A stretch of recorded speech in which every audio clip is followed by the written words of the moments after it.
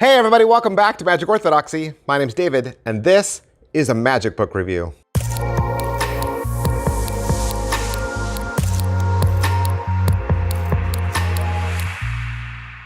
And what a magic book review.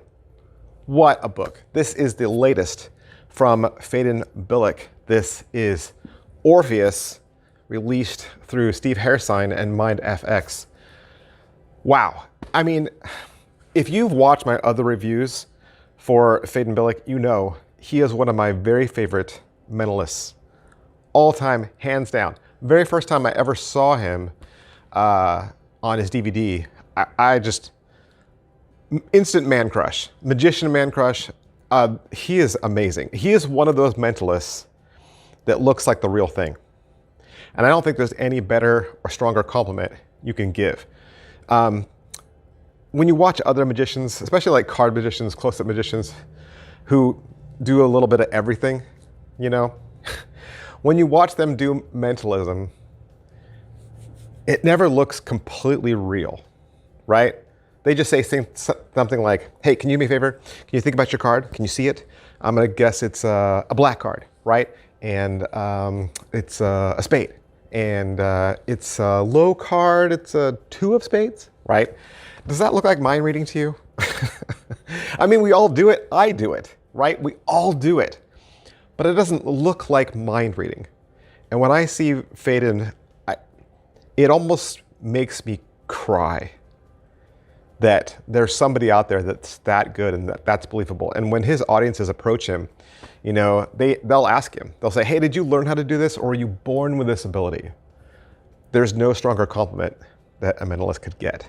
So this is Orpheus. It's his brand new book, 328 pages, $261. And Phedon gave me this book a while back, several weeks ago, maybe even a month ago. And normally I would just, you know, rush out and do a review, but I couldn't because this book was just so big. And I don't mean big in thickness and entries. I mean, it's densely packed. It is thick, it is meaty. There's a lot here. So sometimes I would read a couple pages and then I would just need to take a break because the amount of incredible information that he's giving you, coupled with how powerful this magic is, it was just a lot to take in. This is not lighthearted, okay? This is something that looks real.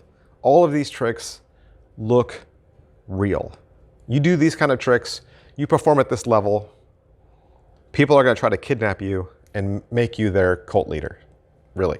So I will do my best to abbreviate the tricks as much as possible so that you get an overview of what you're getting, okay?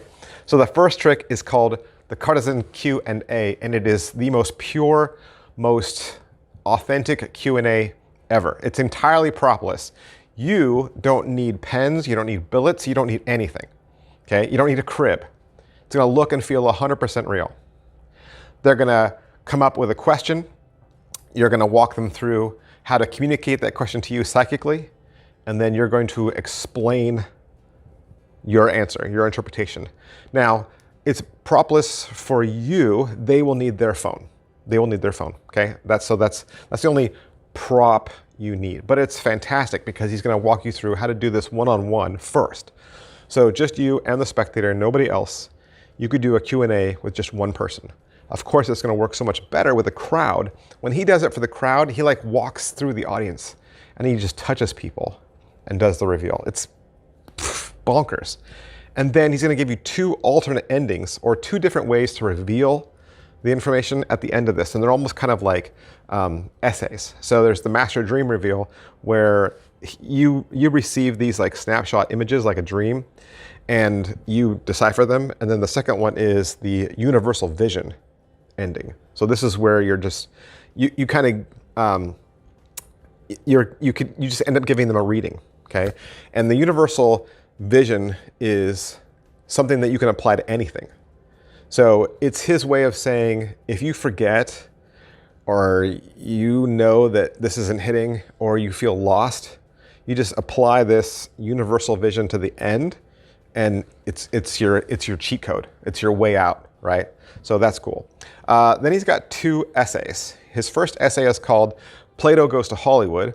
And this is where he kind of argues for his mentalism style, where he talks about the use of narrative, how powerful that is, how strong storytelling is, how strong music is, and how mentalism, that magic, happens more in the spectator's mind, and how more powerful it is when it happens in their mind.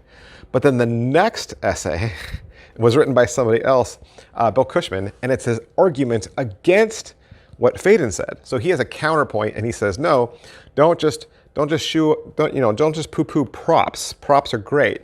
And he talks about props and how props can be used also to create good magic. The next trick is called 3 questionable answers, and of course, it's a 3-question routine, right? And so you're going to reveal the star sign, a name of a country, either their favorite country or a country they've been to, and then a favorite movie, right?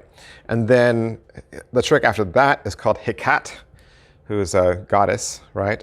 And this is Nico Heinrich's intuition move. So it's a drawing duplication. Actually, this trick and the next trick are both drawing duplications. But in this, you don't draw their picture. So like they draw a house, you don't draw a house. Okay, that's not what happens. Instead, he reveals a memory about the drawing. It's very easy to do, and it probably is my favorite trick in the entire book. And the second trick is a good alternative. So the second one is called Zodiac and Name. So in Zodiac and Name, you are going to, it's a name and place trick, right? And you're going to have 5 reveals, and most of the reveals are going to revolve around a person that they remember, or a person that's close to them.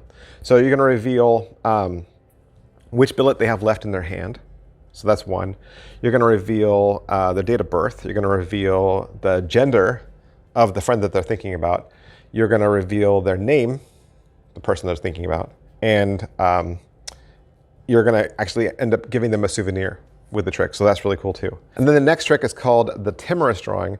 It's a very similar drawing duplication as the Hecat one, okay? Because again, it's going to be about a memory associated with a person's drawing. It's a very similar handling, but the effect is completely different, and it's also very simple. I think those 2 are probably the most simplest in the entire book. Then he's going to do an essay about taking your performances seriously. And maybe this is even what I was saying earlier about how some close-up magicians and card magicians don't always come across as being a mentalist, right? And in this essay, he says, look, if you don't take it seriously, they're not going to take it seriously. And the more seriously you take it, and the more seriously you believe it, then the more they will too. So it was very good to read. Then he has an essay about failing. He talks about how if you fail in front of the spectator, or if you fail, you mess up, that only makes it more believable. And so it's kind of like his argument against taking chances. Like, take a chance, right? Take a chance. Peter Turner does this all the time. Peter Turner takes tons of chances, okay? He takes chances, and when they pay off, they just look so much more, right, like a miracle. Then he's got a thing called the shift in there, and this is like an audience cue that Phedon has come up with that alerts them, now's the time to pay attention, right? You want them to pay attention now, because the next thing that's coming is going to blow you away. So that was cool. And then his last one is called Murmur, and it's his take on the whisper effect, where you're going to reveal something, but you're going to tell the audience, I'm only going to tell them because of how personal this is or how secret this is, and you're going to whisper in their ear, and the audience member, they're going to look like their face, like, oh my gosh, you just revealed the most incredibly personal thing about me. How did you know that, right? So it's a way for the spectator to kind of double down on what you're revealing. So yeah, that's pretty much everything. And the reason why I was saying that the book is dense or thick, right, is because everything is 100% explained. You don't have to think about anything, come up with anything, do anything. He's got it all right there on the page. Walk you through everything, including patter, including like notes in between the patter about what's happening and what you're doing and what's taking place. So he's done it all for you, okay, which is fantastic. And his writing style is funny, but at the same time, it's also thought-provoking. You're sitting there thinking to yourself, man, I want to be this kind of mentalist. It's the kind of book that just inspires you to be better. I am not this good, right? I'm not this good. I want to be this good, but I know in my heart I'm not this good. But even if I'm just here, well, where's Phedon? Phedon's up here, right? And I'm down here, okay? Even if I'm down here, his book inspires me to at least get a little bit higher, right? Yeah, I'll never be Phedon Bilek, never. But it still encourages and still pushes me, right? So I think this is for the serious magician. This is not for beginners. Do not purchase this if you are a beginner. I think the price tag alone would scare a beginner away. This is for people who are serious, they are mentalists, or there are people out there in the entertainment world that are, you know, psychics and mediums and fortune tellers. They would probably use a lot of these techniques too, because they come across as being real, come across as being legitimate. So can't say enough wonderful things about Phedon Bilek. Everything MindFX puts out is for the serious magician, the serious mentalist. That is one great site. Please peruse this website and look at some of the other product sale. Big, huge thanks to Phedon and Steve Hairsine. I'll see you guys next time. Bye. Over 600 videos. There are over 600 videos in the Magic Orthodoxy membership section right now, and you can have access to all of it. What's the member section? What's in there? Well, more reviews. Every week, you're gonna get 2 more reviews. These are tricks that I purchase with my own money every single week. 2 extra videos. That means you'll have access to 8 extra videos a month. There's also gonna be head-to-head battles where I pit 2 tricks against each other. You're gonna see all the unboxings, so you'll see all the tricks that are purchased. You'll see what's coming up way before anybody else. I'm gonna walk you through my EDC several times a year. I'm gonna talk to you about which routines I'm building with the tricks I purchase, and you'll even get access to tutorials. That's right, I'll even teach you magic. And there's 2 ways to join. 2 ways to join. You can enter in at only $2 a month with the Faithful. As a member of the Faithful, you'll get access to 2 videos a week. That's 8 extra videos a month. Or you can join the Inner Circle for $4.99 a month. That'll give you access to 3 videos a week. And the tutorials are there in the Inner Circle. That's 12 videos a month. How do you join? Right down in the bottom of this video, there should be a square button that says join. You just click that. If you can't find the join button, you can access the link that is in the video description below. Click that, it'll take you to another menu. There you'll get to select whether you want to join as a Faithful member or the Inner Circle, and then you'll start to enjoy those 600 videos. 600 videos right away. Stay as long as you want, stay a member as long as you want, or cancel at any time. This is just another way that I make content available to you because I enjoy giving back and I enjoy each and every one of you as a follower. Thanks for watching, guys. I'll see you next time. Bye.